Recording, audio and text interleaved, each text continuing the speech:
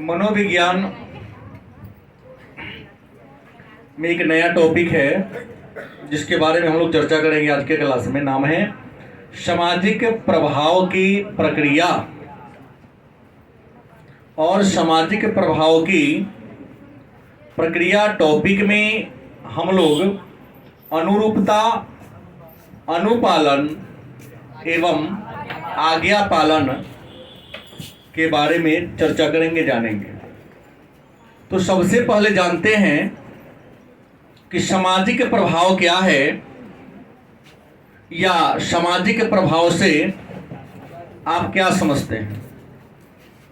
तो बचपन से ही आपको एक बात सिखाया जा रहा है या आप पाठ्य पुस्तकों में पढ़ते आ रहे हैं कि मनुष्य एक सामाजिक प्राणी है। और मनुष्य एक सामाजिक प्राणी है, इस बात को सबसे पहले महान राजनीति शास्त्र के पिता, जीव विज्ञान के पिता अरस्तु ने कहा था। दूसरी बात, मनुष्य एक सामाजिक प्राणी क्यों है, कैसे है। तो मनुष्य एक सामाजिक प्राणी है इसलिए है कि मनुष्य अपने सभी जरूरतों को समाज में रहकर पूरा करता है। सभी प्रकार का ज्ञान समाज में सीखता है और सभी प्रकार की जरूरतें समाज में पूरा करता है। समाज के बिना मानव अपनी ना तो जरूरत को पूरा कर पाएगा, नहीं एक अच्छा मानव बन पाएगा। एक जीव को, एक मानव को मानव बनने के लिए अपने अंदर मानवीय गुणों की, मानवीय क्षमताओं को विकसित करने के लिए इंसान को समाज की जरूरत पड़ती है। समाज के बिना अच्छे व्यक्तित्व की कल्पना करना संभव नहीं है। तो प्रश्न ये आया कि सामाजिक प्रभाव क्या है। तो मनुष्य एक सामाजिक प्राणी है और सामाजिक प्राणी होने के नाते मनुष्य कहाँ रहता है, समाज में रहता है।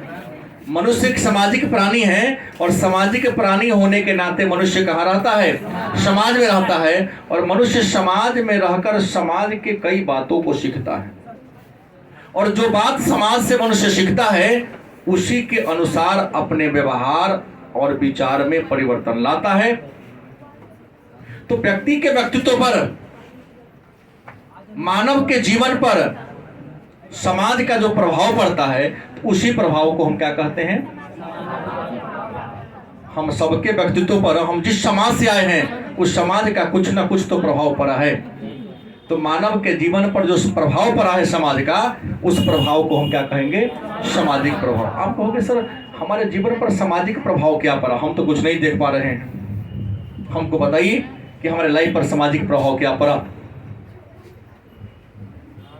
नहीं, तो सामाजिक प्रभाव की बात करते हैं तो सबसे बड़ी बात है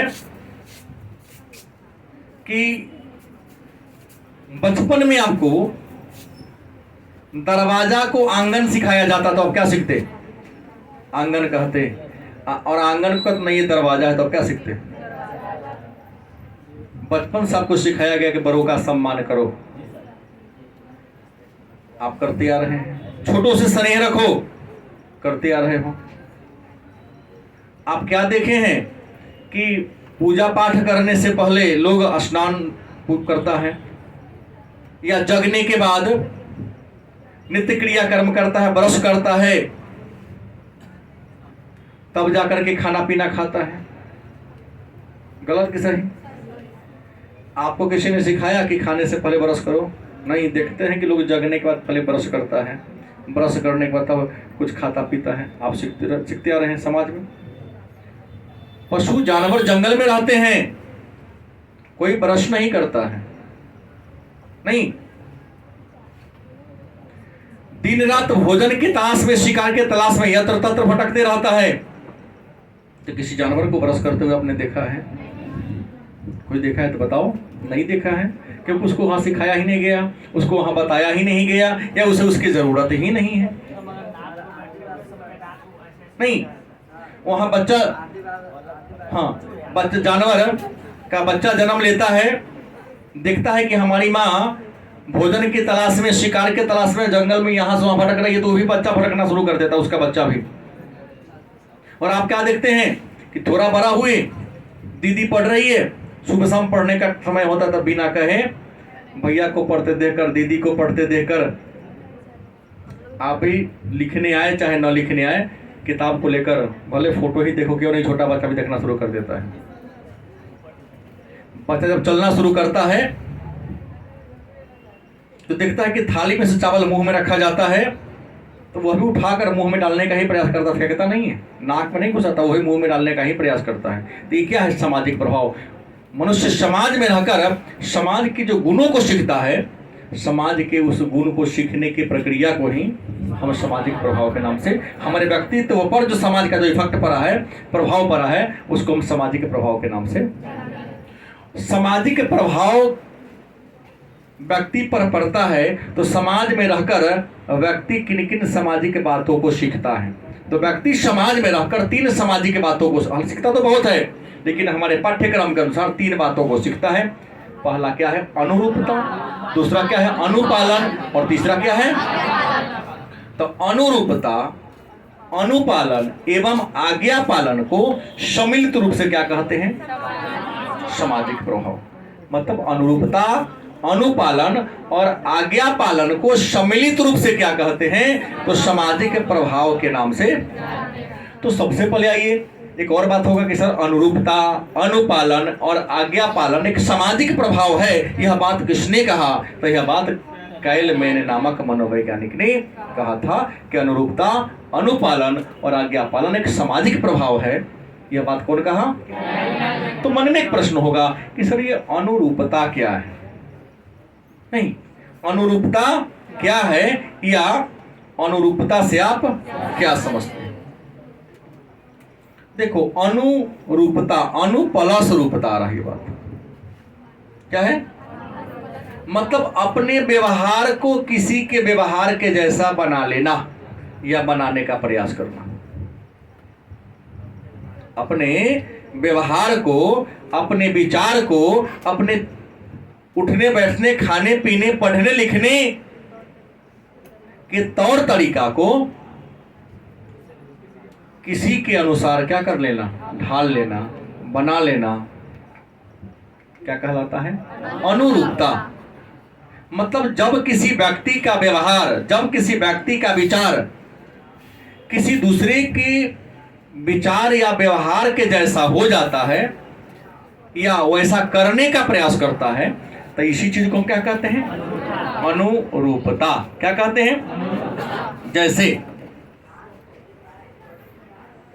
आप अपने घर में सबसे बड़े बच्चे हैं और आपके घर में आपसे छोटे छोटे कई भाई बहन हैं, तो आप जब किताब खोल के पढ़ते हैं, हम पेंसिल से किताब को अंडरलाइन कर, किसी लाइन के, पढ़ना के लाइन को अंडरलाइन करते हैं।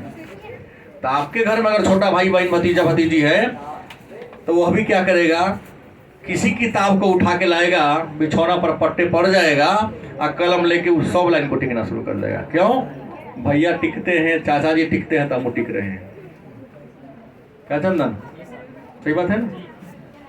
तो अनुपालन क्या है कि क्यों टिक, नहीं जानता क्यों टिक रहा हूं, इंपोर्टेंट बात है इसलिए अंडरलाइन कर लोगे। नहीं जानता है कि भैया हमारे अंडरलाइन किए हैं, मतलब लाइनिंग किए हैं पेंसिल से, तो हम इस पर करेंगे। छोटा बच्चा के लिए पहले स्लेट दिया जाता है, उस पर स्केच पेंसिल से, लेकिन छोटा बच्चा को जैसे आप पेंसिल दीजिएगा ना, प्रयास करेगा भैया कलम से लिखते हैं, दीदी कलम से, तो हम कलम से ही लिखेंगे। तो वो कलम से, तो हम पेंसिल से क्यों?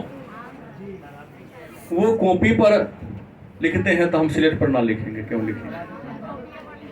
तो जब कोई व्यक्ति अपने व्यवहार को किसी दूसरे के व्यवहार के जैसा बना लेता है या बनाने का प्रयास करता है, तो इसे क्या कहेंगे? अपना व्यवहार दूसरे के व्यवहार जैसा बनाना अनुरूपता कहलाता है। और इस बात की जानकारी सबसे पहले, माने अनुरूपता क्या है, इस पर सबसे पहले जिस विद्वान ने जानकारी दिया, जिस मनोवैज्ञानिक ने जानकारी दिया, उस मनोवैज्ञानिक का नाम क्या? शेरिफ तथा ईस। इस बात को सेरिफ और यश ने कहा कि इंसान का एक सामान्य गुण है क्या, कि उसके घर के बड़ा लोग जैसे करता है, छोटा वाला व्यक्ति भी वैसा ही करता है या करने का प्रयास। गलत कि सही? क्या कहलाता है? गलत कि सही? तो गांव में हमारे बुजुर्गों ने कहावत कही है कि अगले का हर जैसे बहता है, पीछे वाला भी वैसे ही बहता है।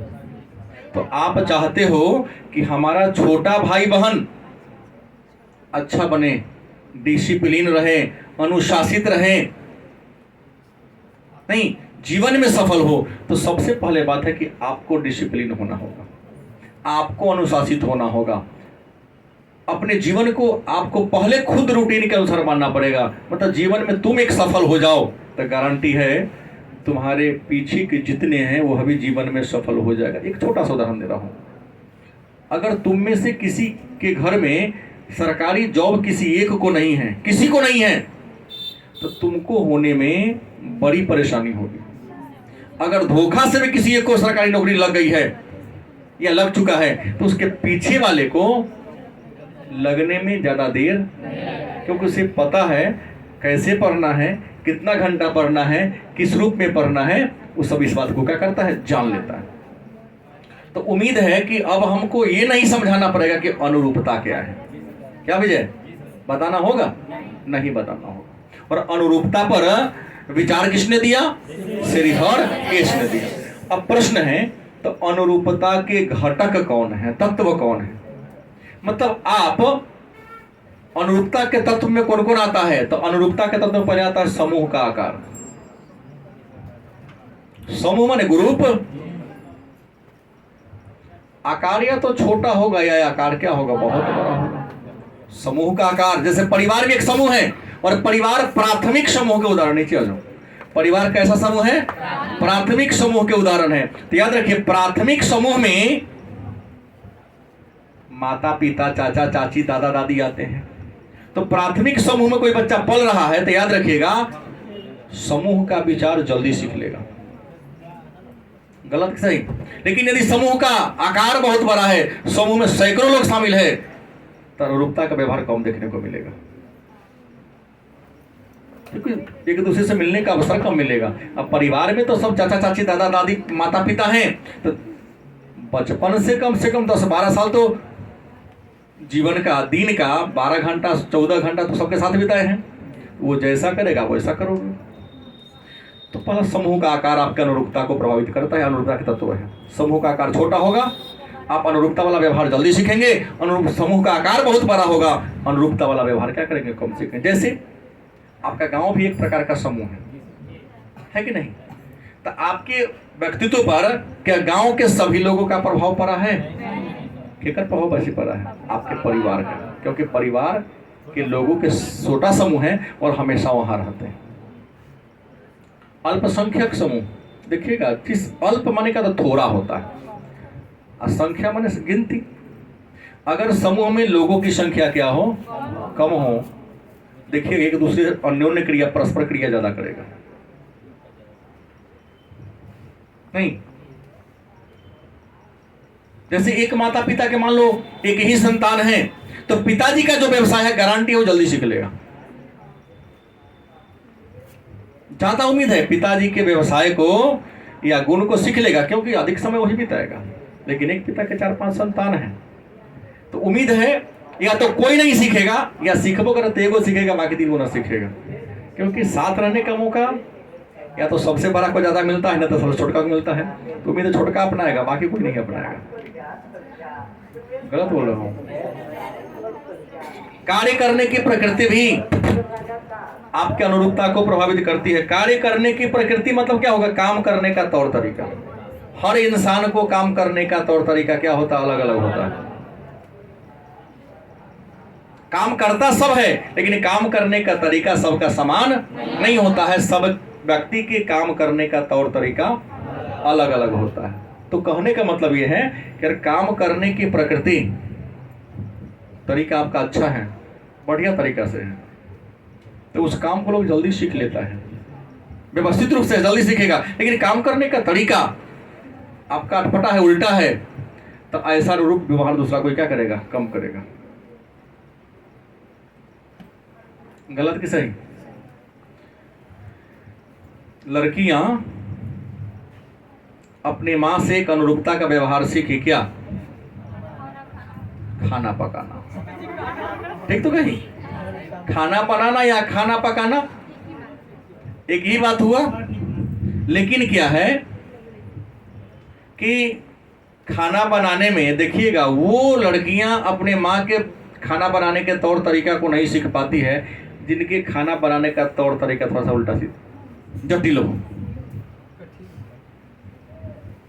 सामान्य सी बात है, सुबह जगने पर झाड़ू लेके पूरे घर को साफ की, चूल्हा चौका को थोड़ा साफ सुथरा की, कौन कीड़ा मकोड़ा चला है, बर्तन तो ऑलरेडी साफ रहता है, उसको धोती है, सब्जी काटती है, चावल को ये करती है, फिर कुकर में या जो हो उसमें डालती है। अगर एक निश्चित वे में करेगी चल जाएगा, सभी सब्जी को एक बार रख के फिर कैसे चलाई कैसे पलटी नहीं देखी तो नहीं सीख पाएगा बच्चा जल्दी। तो काम करने की प्रकृति, काम करने का तरीका सरल हो तो इंसान उस चीज को अनुरूपता कहता है कि जल्दी सीख लेता है, और काम करने का तौर तरीका थोड़ा सा क्या हो, जटिल हो। हलवाई को देखिएगा, उसी काम को बड़ा जटिल बना देता है, पकवान वो भी बनाता बड़ा जटिल बना देगा।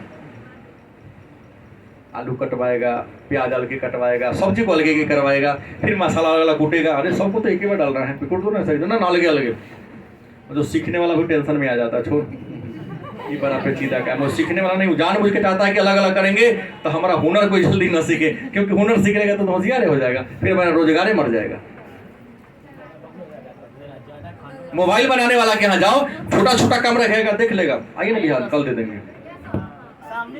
सामने नहीं बनाएगा।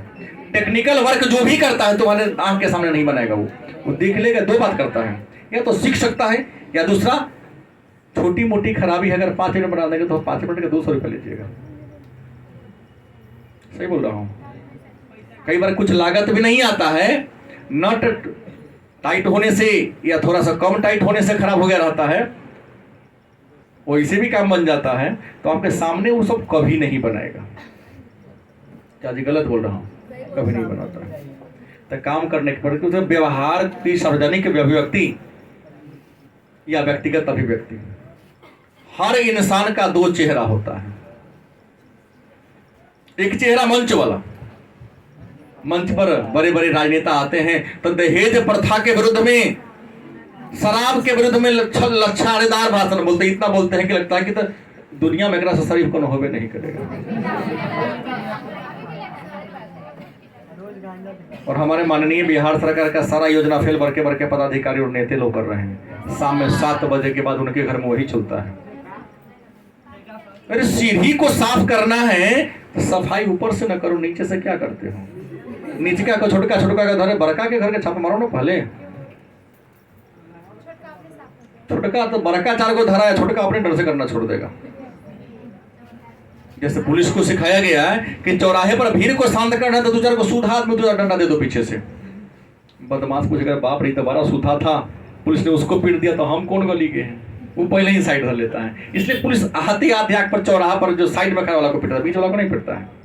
कि साइड वाला पीटा गया 2-4 डंडा तो बीच वाला स्वतः भागना शुरू करता है। तो अगर बंद करना, किसी व्यवस्था को लागू करना है तो नीचे से हम लोग सरकार हमारी करती है। गरीब आदमी जिसका ये यूज कम कर दो वहां से करेगा, सीढ़ी नीचे से करेंगे तो ऊपर वाला गंदगी तो नीचे आइए जाएगा फिर।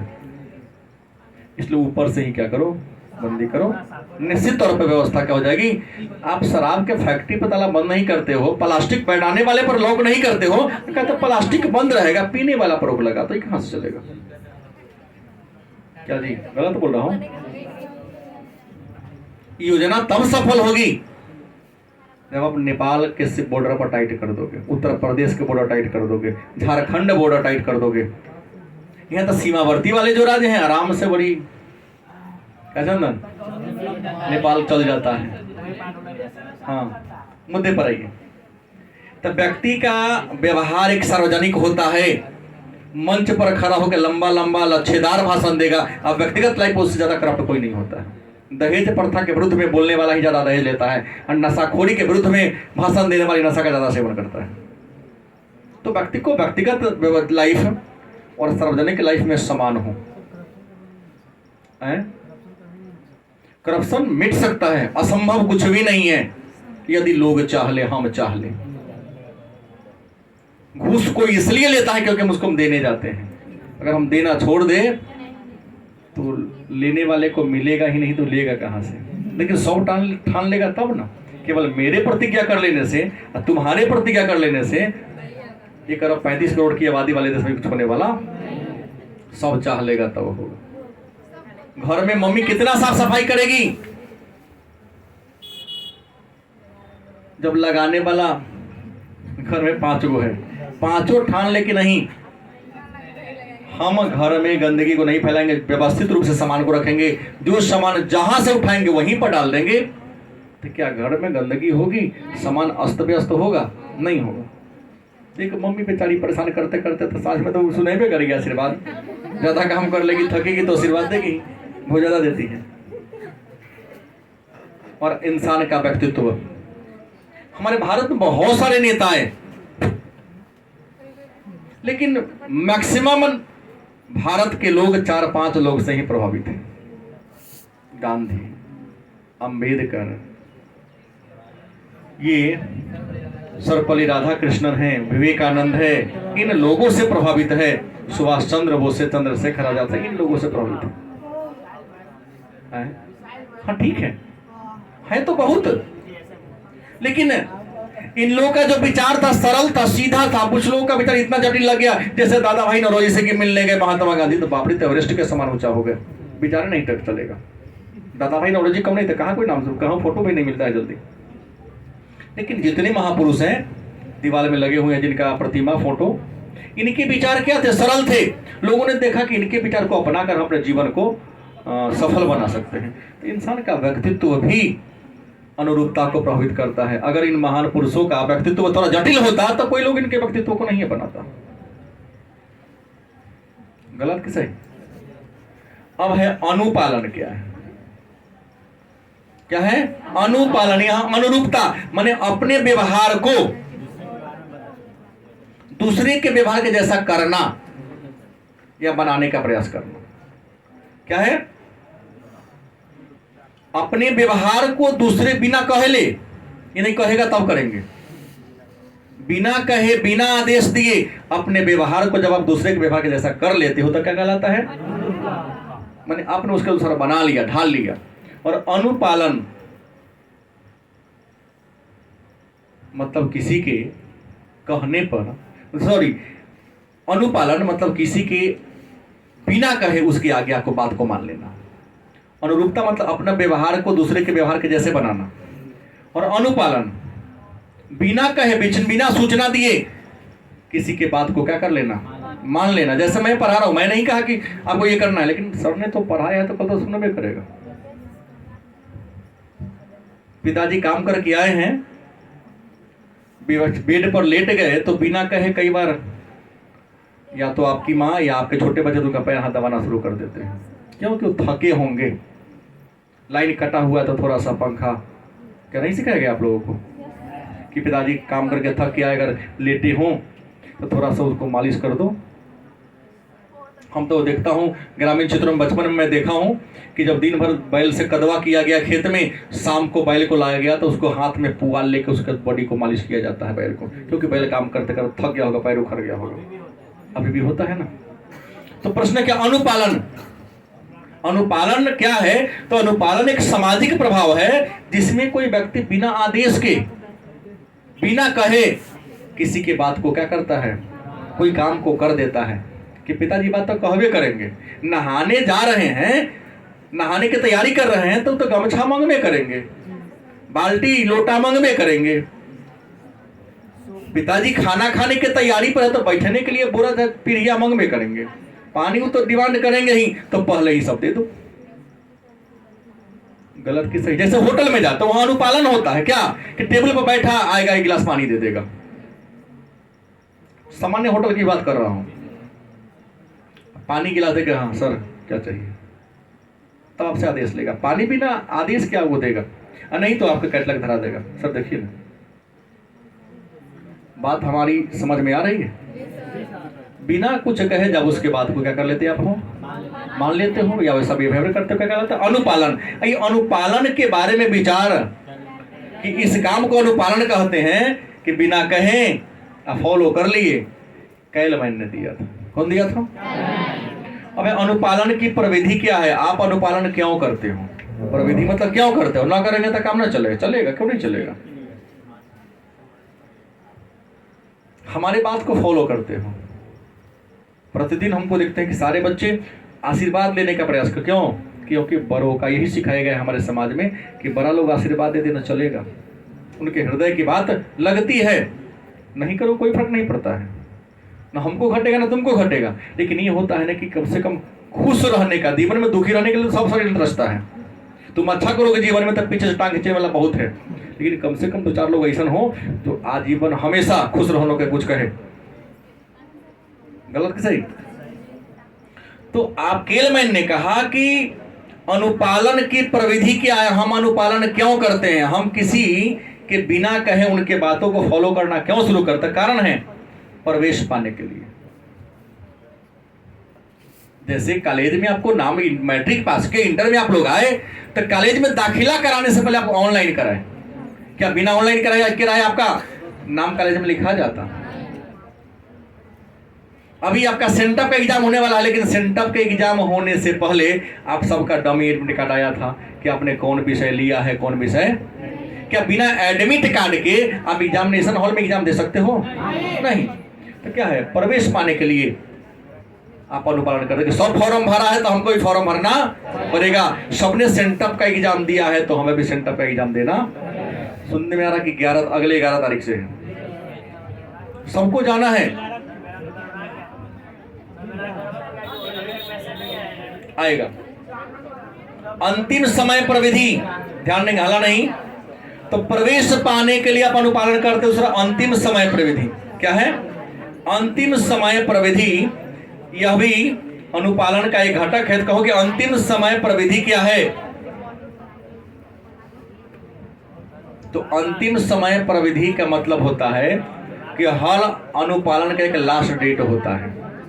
जैसे चाहे वो आपके फॉर्म भरने का हो या ऑनलाइन करने का हो या किसी भी काम करने का अंतिम समय होता है। आप चाहते हैं कि काम अंतिम तारीख से पहले ही क्या हो जाए, संपन्न हो जाए, इसलिए आप अनुपालन करते हैं। ना तो रहता है कि अनलिमिटेड टाइम है तो इंसान की जो एक्टिवनेस है, सक्रियता का गुण है, तो क्या हो जाएगा, परीक्षा में इंसान कोलाहलपूर्ण इन्वायरमेंट कम करता है, बातचीत बहुत कम करता है। क्वेश्चन मिलते ही बगल में कौन बैठा है, हम लोग प्रतियोगिता पीछे दिए ना, देखे ही नहीं कि आगे पीछे कौन था। क्यों?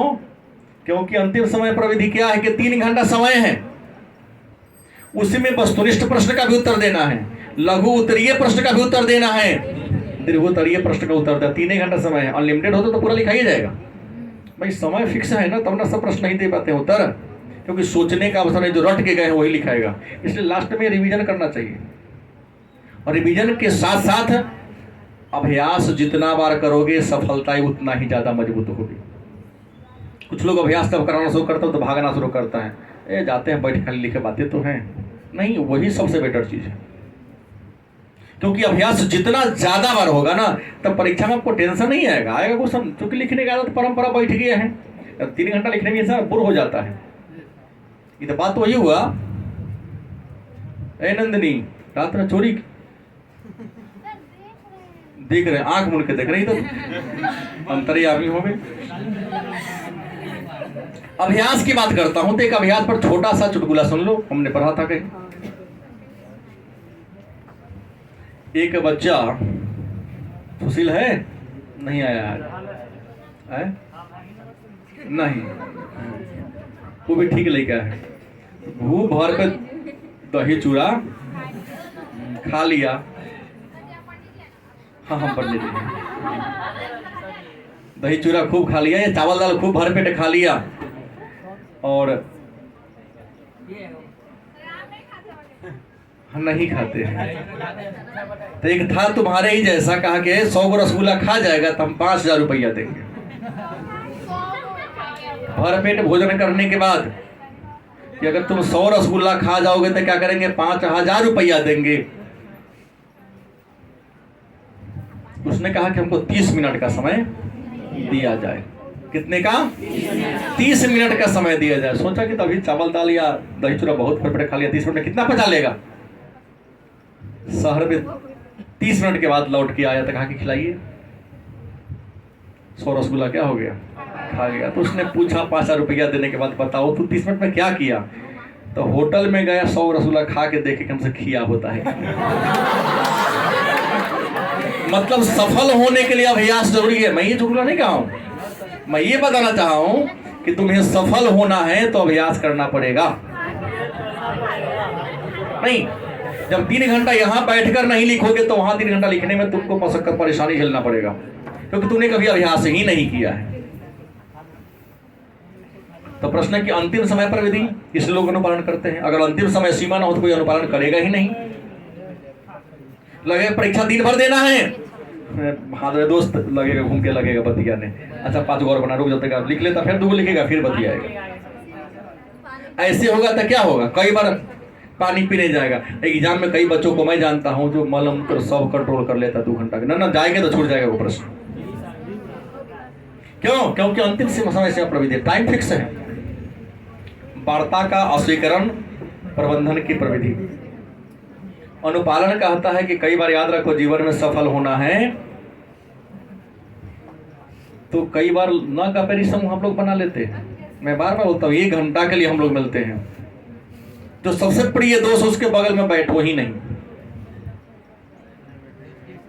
और गांव वाला के बगल में तो खास करके नहीं बैठो, क्योंकि न चाह के भी टोका टोकी हो जाएगा।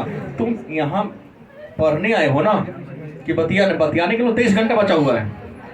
तो वार्ता स्वीकरण, अगर कोई जीवन में सफल होना चाहते हो और खास लक्ष्य पर चल रहे हो तो उसमें कोई वार्ता करके विघ्न डाल रहा है तो उसे तुम अस्वीकार करो। नहीं दोस्त, मैं अभी बात नहीं करूंगा आपसे, पढ़ने दो हमें। पिताजी ने कहा मुजफ्फरपुर जाना, चलो ना खेलने। नहीं, मैं नहीं खेलने वाला हूँ, पिताजी का आदेश है मुजफ्फरपुर से फलना खाना खरीद लाना है।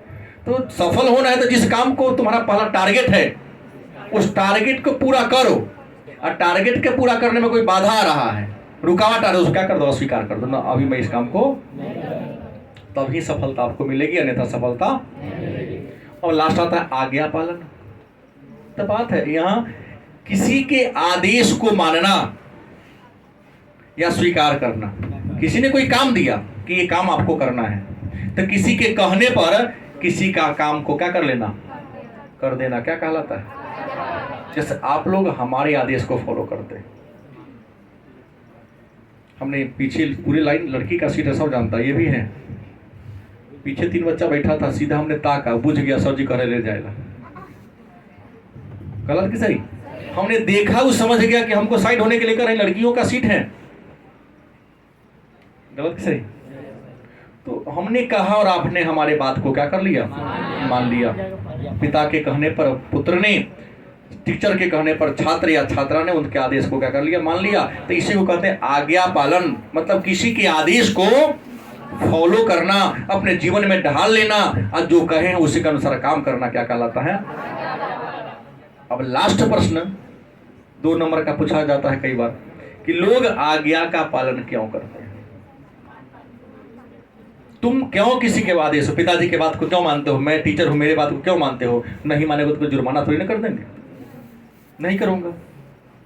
लेकिन करते क्यों हैं, तो पहला बात सम्मान पाने के लिए, क्योंकि जब आदेश को पालन करोगे बड़ा डिसिप्लिन लेकर है, इससे तुम्हारी ख्याति बढ़ेगी, तुम्हारा सम्मान बढ़ेगा, तुम्हारा नाम बढ़ेगा, और तुम जहां जाओगे प्रशंसा क्या बनोगे, पात्र बनोगे। तो सीधा बात है कि सम्मान पाने के लिए। दूसरा, जीवन में सफल होने के लिए, याद रखो जीवन में सफल होना है तो आज्ञा का मानना पड़ेगा। देखो सब का नौकर है बाबू। एक तो बड़ा नेगेटिव बात कह दिया कि ज्यादा नहीं पढ़ना चाहिए, उतना ही पर जितना कि पढ़ लिख सके, क्योंकि पढ़ लिख के नौकरी करने का उद्देश्य क्या है, तो नौकर बनना। यहाँ कौन के कर नौकर ना है जी। तुम मेरा सम्मान कर दो अलग बात है, लेकिन तुम सबने अपने टाइम को खरीद लिया है। मैं तुम्हारे लिए नौकरी करता हूं, अगर वास्तविक कहा जाए तो।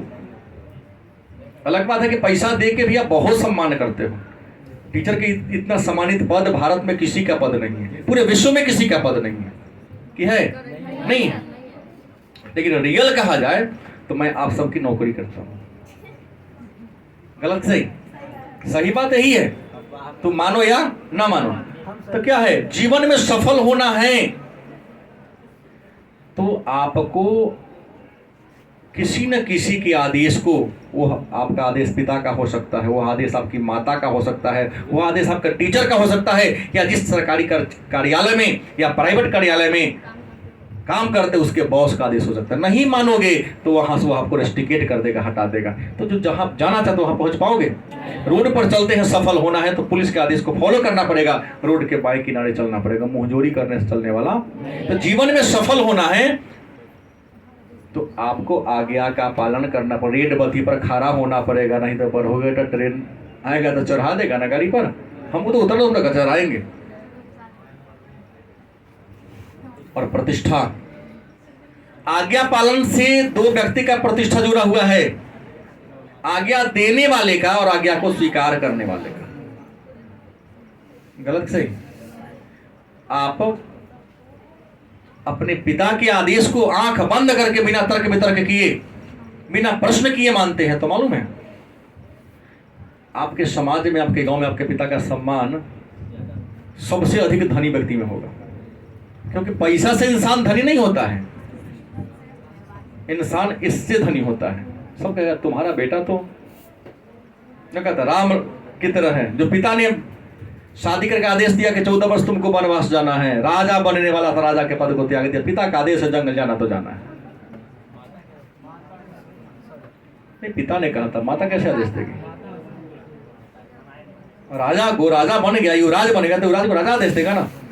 इससे क्या होगा? पिता सब कहा कि दशरथ जैसा पुत्र होना चाहिए, दशरथ के जैसा पुत्र, राम जैसा पुत्र हो और दशरथ के जैसा पिता भी हो। जो कहीं से मतलब मेरा नहीं, मेरा कहना यह है कि आदेश को फॉलो करने से आदेश मानने वाले की और आदेश देने वाले दोनों के सम्मान क्या होते बढ़ती है। मैंने मैं आदेश ही दिया तो मेरे फॉलो नहीं किया, इससे मेरा इज्जत नहीं गया, तुम्हारा भी गया। अरे कैसा डिसिप्लिन तुम्हारा बच्चा है कि तुम्हारे बात को कहना ही नहीं मानता है। गलत कि सही? तो आज की क्लास में इतना ही, प्रश्न तो ज्यादा